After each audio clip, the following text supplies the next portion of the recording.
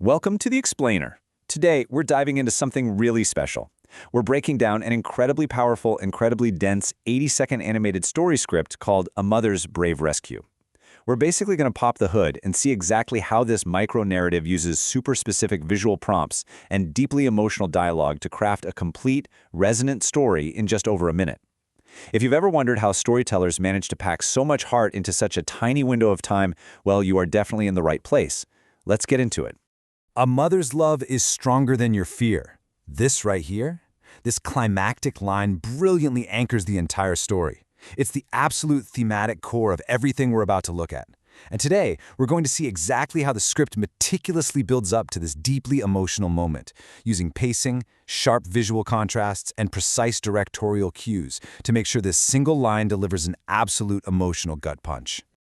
Let's look at the timeline really quick. You can see a classic 3-act structure compressed into just 80 seconds. You've got the peace before the storm in the first 8 seconds, then an extended sequence of absolute terror and pursuit from 8 to 24 seconds. We jump to the magical battle dominating the 40 to 56-second mark, and finally, a generous 24 seconds dedicated purely to the resolution and journey home. It's wild to see just how much narrative action is deliberately packed in here, forcing the storyteller to be incredibly efficient. Act 1. Peace before the storm. Okay, let's look at the setup of this classic structure, which starts off in a breathtakingly calm environment. The source text leans heavily on these recognizable meta-animation prompts. By explicitly calling for Pixar-style 3D animation, a Disney-inspired aesthetic, and a soft pastel color palette, the script establishes an instant visual shorthand. It's telling the viewer exactly how this world should feel. It conjures up this warm, glowing, magical forest filled with golden sunlight and playful butterflies. It literally gives us an instant, almost subconscious sense of safety and nostalgia, which, as you'll see, is absolutely crucial for what happens next. So, within this beautiful pastel world, we meet our two main characters, a loving dear mother and her playful little fawn. The fawn is just marveling at these dancing butterflies, but the mother says, "Stay close, my little one. This forest is beautiful, but mysterious." This early dialogue doesn't just show her protective nature, it cleverly foreshadows the danger to come. She's basically telling the audience that the peaceful, cozy vibe we just established, yeah, it's a facade, and things are about to change fast. Act 2. The monster and the chase. Suddenly, boom, we hit the inciting incident, and the pacing of the story shifts right along with the script. This perfectly illustrates the stark visual contrast the creator uses to completely flip the script. We go straight from a pastel forest with golden sunlight to sudden, ominous dark clouds. We go from glowing flowers to a giant shadow monster with glowing red eyes. This visual juxtaposition instantly flips the emotional tone from warm comfort to sudden, gripping terror. There's no slow build here. The visual language does all the heavy lifting to communicate absolute panic. As the birds flee in panic and the frightened fawn just freezes in his tracks, the mother instantly shifts into protector mode. She yells, "Behind me! I won't let anyone hurt you!" This triggers a rapid, suspenseful chase sequence. The script actually calls for dynamic cinematic camera prompts right here. You can practically imagine the camera shaking, moving frantically through the enchanted forest as this terrifying monster smashes through ancient trees, roaring loudly while the mother urges her fawn to run and not look back. The tension is at its absolute peak. Act 3. A mother's courageous stand and the magical light battle. Let's see how this builds into an epic confrontation where a parent's love goes head-to-head with pure terror. The script meticulously breaks down the climax into these rapid, deliberate actions. First, she hides her fawn inside a glowing crystal cave surrounded by magical vines. Then, she turns around and faces this enormous shadow monster entirely alone. Finally, her bravery summons glowing forest spirits for a magical battle. It's so smart because this sequence purposefully slows the frantic chase down just a beat to highlight the mother's immense, calculated sacrifice. Right before she turns to face the monster, she gently kisses her fawn's forehead. The little guy is begging her not to leave, and she just says, "I promise I'll return." Amidst all the chaos and the monster roaring outside, the emotional anchoring of the story shines through in this tear-jerking promise made in that glowing cave. It totally raises the stakes. We aren't just rooting for her to beat the monster anymore, we're desperately rooting for her to keep this specific promise. The crucial point here is how this bravery is framed visually. The script dictates a Pixar-style heroic cinematic shot.